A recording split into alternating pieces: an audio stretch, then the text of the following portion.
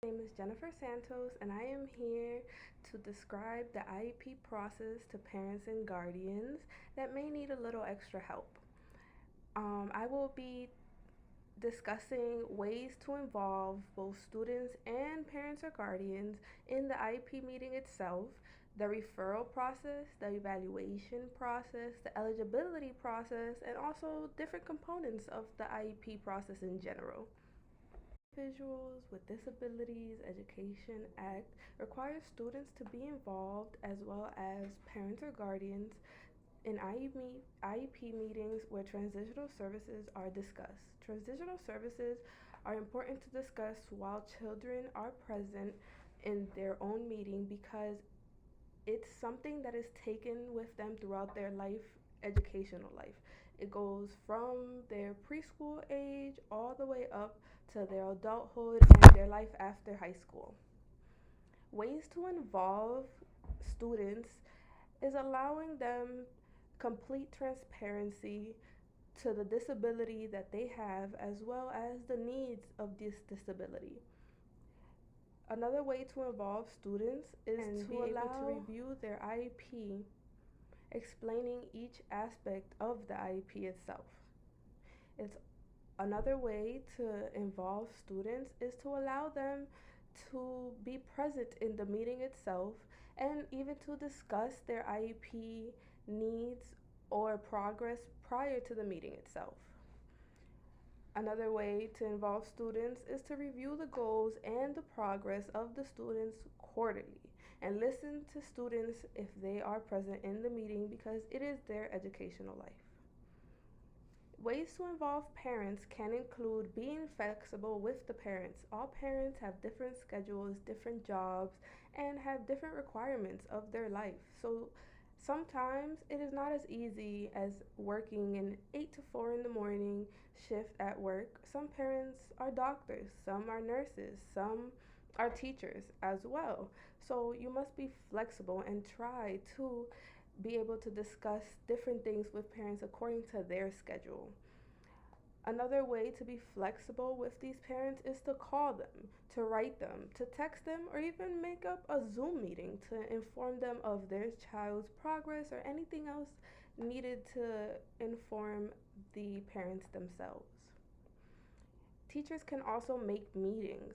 They can ensure that they are keeping up to date data for the parents to see and then present this data to them during meetings themselves. You should also make sure that parents feel like they have a voice and that their concerns are known and they're trying to be resolved little by little. The referral process of the IEP. Typically, a teacher who sees a student struggling in their class is able to refer them to see someone that can evaluate them. The teacher would contact or speak to administration and then contact the parent and let them know what is going on and request that the parent give consent and permission to evaluate their child.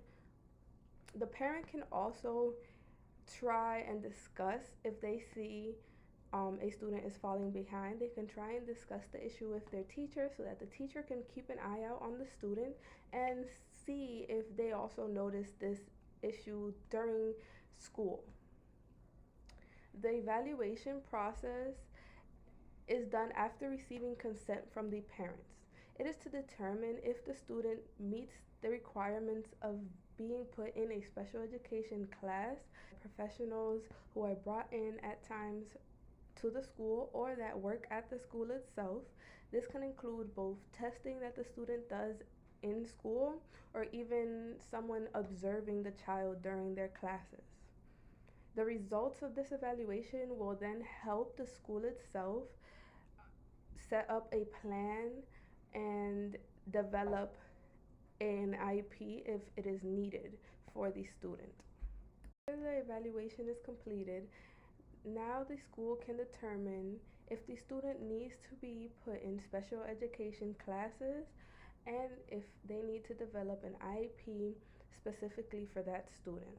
Meeting is set up, the family or guardian or parent, whoever is involved with the IEP process, will get a formal written notice with a date and time, scheduling them to come in to discuss both eligibility and evaluation results. Parents of the student will be allowed to be present, as well as the student's general education teacher, the student's teacher that they have at that moment of the evaluation being conducted or the IEP process beginning, as well as a school administrator and a special ed teacher will also be present. Must determine a student having a disability that causes the student to have an adverse effect on their education. So this disability must be impacting them educationally and must be affecting them in a negative way. Either the student is not learning at the same pace as other students, maybe they're not understanding the work itself, maybe they're becoming frustrated, or that they're not at the same level as their other classmates. If the student is determined to need an IEP, they are given a IEP case manager that is in charge of setting up meetings, ensuring that all the IEP goals are being met, as well as ensuring the students' progress throughout their duration of their school year and the years to come. An IEP is an individualized educational program, and it is set up to both help students receive reasonable goals being set to them, because they might not be at the same level as other students. So that means that they don't have the same goals as other students. IEPs are also set up to ensure that kids are receiving and have documentations of the different state mandated services that they receive. May it be OT therapy, may it be speech therapy, may it be physical therapy. This is a document, a legal document that will help them both keep track of student progress and also ensure that the student is progressing in classes and that the goals set are helping. Because if not, IEP modifications need to be made and then new goals needs to be established. Great day. Thank you so much for watching.